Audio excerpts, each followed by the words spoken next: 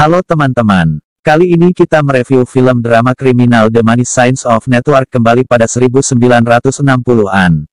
Film ini diatur di era ledakan kerusuhan Newark ketika kelompok gangster mulai bermunculan dan mulai bangkit dan bersaing dan menantang keluarga kejahatan di Meo yang sangat kuat ketika itu. Ternyata tidak hanya kelompok gangster yang banyak bermunculan juga berdasarkan kelompok ras. Film ini cukup baik di Tomatometer mendapat 73% dari 187 review kritikus film.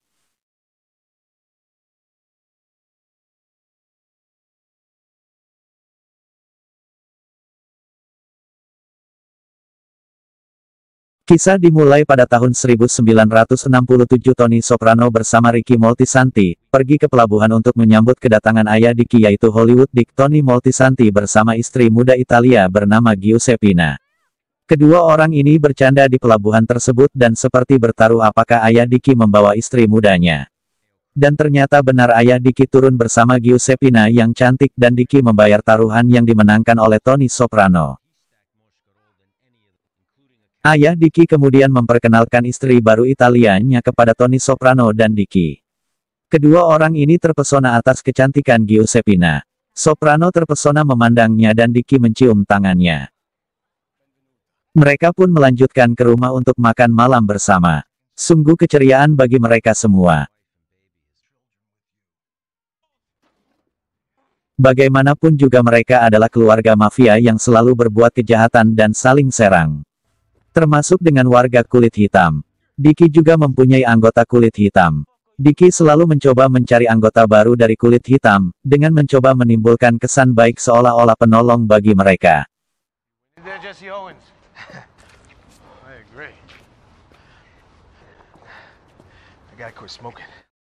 Ini adalah anggota Dicky yang sebelumnya adalah anggota Harold McBayer yang merupakan seteru Dicky. Harold melihat anggotanya yang telah berkhianat dan melihat di kantor polisi yang dicurigai sebagai mata-mata polisi. Harold mendatangi kantor polisi itu dan menembak anggotanya yang telah berkhianat itu.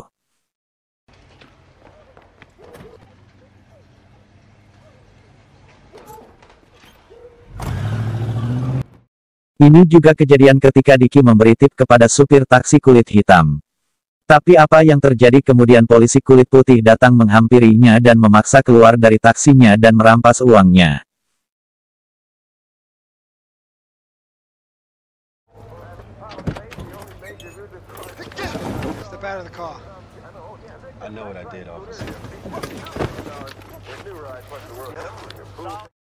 Dicky pergi ke pusat kota dengan mobilnya, dan melihat kerusuhan di antara kulit hitam.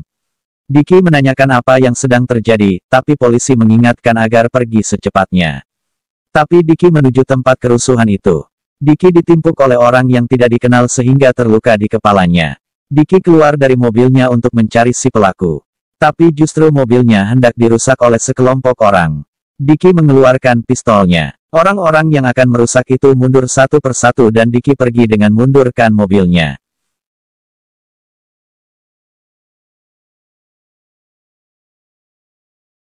Sementara itu Tony Soprano tidur tapi mendengar keributan.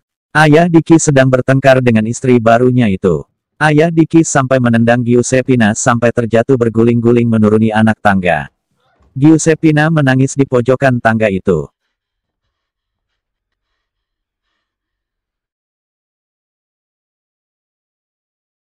Harold kembali melihat kerusuhan di mana-mana dan dia melihat banyak warga kulit hitam yang menjara toko, dan sebagian dari mereka juga tertembak oleh polisi. Jumlah polisi pun bertambah, karena juru hara ini semakin tidak terkendali, setiap polisi yang datang langsung diserang. Harold jelas melihat semua kejadian itu di depan matanya baik yang menjara maupun yang tertembak.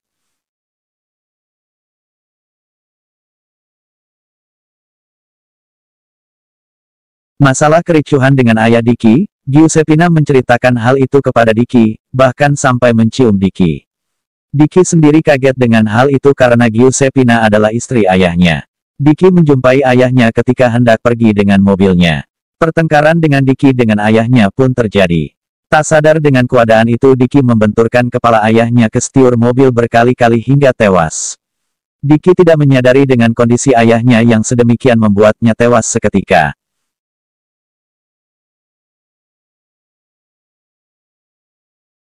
Setelah ayahnya tewas, tiba-tiba Tommy datang dan menanyakan apa yang terjadi.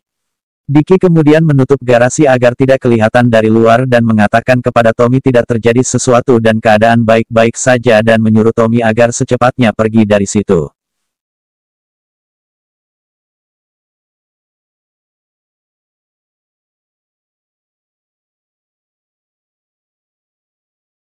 Untuk menyiasati kematian ayahnya dan menghindari pelakunya, Diki membawa ayahnya itu di dalam mobil dan menuju tempat kerusuhan terjadi. Diki ingin menghilangkan jejak bahwa bukan dia pelakunya, melainkan ayahnya tewas karena kerusuhan. Awalnya polisi menghadang Diki, tapi melihat ada yang terluka seperti akan dibawa ke rumah sakit, maka polisi membiarkan Diki lewat. Diki membawa mayat ayahnya itu ke sebuah gedung, dan menyiram dengan bensin dan membakarnya. Gedung itu juga ikut terbakar. Terbakarnya gedung seolah-olah karena kerusuhan sehingga jejak ayahnya meninggal hilang sudah.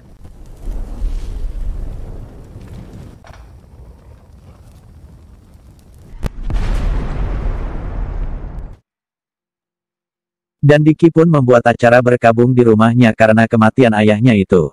Dia mengundang teman-temannya dan semua itu adalah anggota mafia dari ayahnya.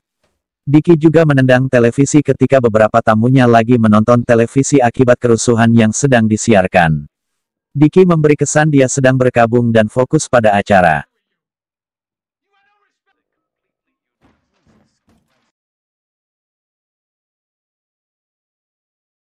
Setelah itu Diki mengunjungi pamannya di penjara. Pamannya ini adalah adik dari ayahnya. Pamannya ini dipenjara karena membunuh sesama anggota keluarganya juga. Diki menceritakan ayahnya meninggal karena kerusuhan.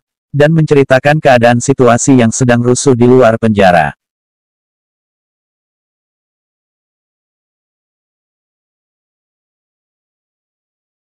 Diki tetap memperhatikan Tommy, sekarang dialah kepala keluarga menggantikan ayahnya. Begitu juga dengan anggota kulit hitam lainnya. Dan tak lain juga adalah istri ayahnya Giuseppina menjadi kekasihnya.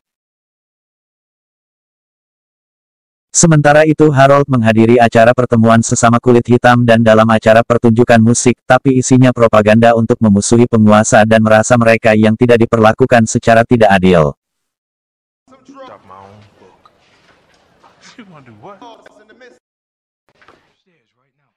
Johnny yang sebelumnya dipenjara sudah dibebaskan. Dalam penyambutan pembebasan itu Diki memperkenalkan seorang bayi dari istrinya Joanna dan kepada semua hadirin yang ada di situ termasuk salah satu sahabatnya Christopher.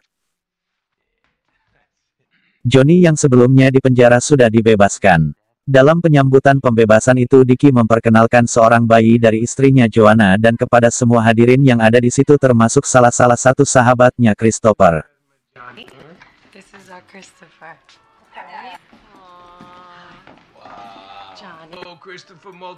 Harold terkejut ketika melihat Diki datang kepadanya. Dia tahu bahwa ada perintah Diki untuk membunuhnya yang diberi hadiah $500 bagi siapa yang berhasil membunuhnya. Diki malah memberi uang kepada Harold.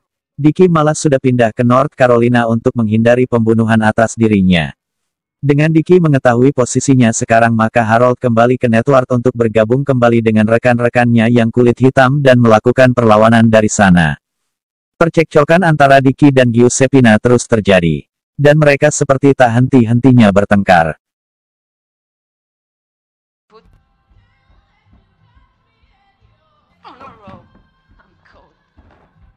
Harold kembali ke Network. Giuseppina yang sedang cekcok dengan Diki malah berselingkuh dengan Harold. Giuseppina menceritakan percekcokannya dengan Diki kepada Harold. Harold santai saja mendengar cerita Giuseppina dan mengorek informasi lebih jauh tentang Diki. Setelah mengetahui keadaan itu Harold pun memulai aksinya dengan membunuh anggota Diki, dan merampas uang yang ada di dalam mobil. Diki kembali menjumpai pamannya itu di penjara, dan mengatakan apa yang terjadi di luar sana. Diki membalas dendam dengan menculik salah satu anggota Harold dan menyiksanya untuk mengorek informasi siapa pelaku pembunuh anggota Diki itu. Anggota Harold itu melawan dan akhirnya dibunuh.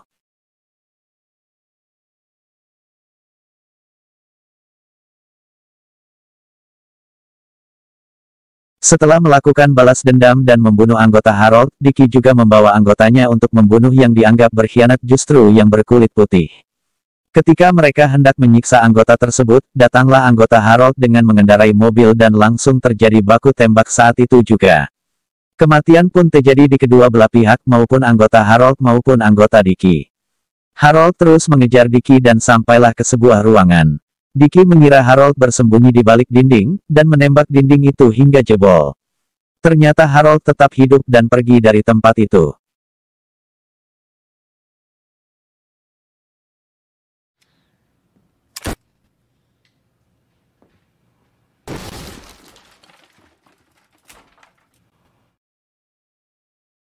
Tony semakin dewasa dan terus menunjukkan perkembangannya, ibunya Livia juga sangat menyayanginya. Tony juga dikabarkan bisa masuk ke Stanford University.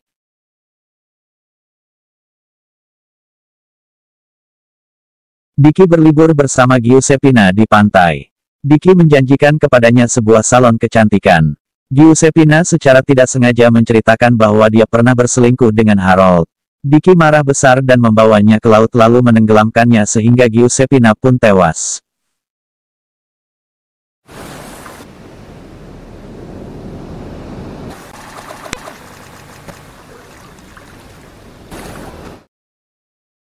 Setelah peristiwa itu, Dickie memberi kesan tidak terjadi apa-apa. Dickie juga mengunjungi Sally agar menjauhi Tommy. Tetapi sesampai di rumah dengan mobilnya, dia membuka bagasi mobilnya tapi seseorang dari belakang yang mengikutinya dan langsung menembaknya dari belakang, sehingga Dickie pun tewas seketika. Penembak itu pun pergi dan tidak diketahui siapa.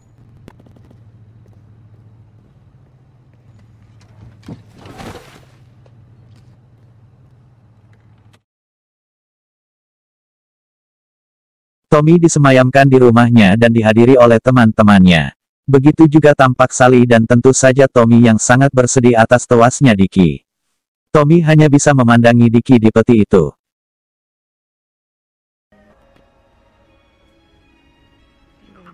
Let's go too.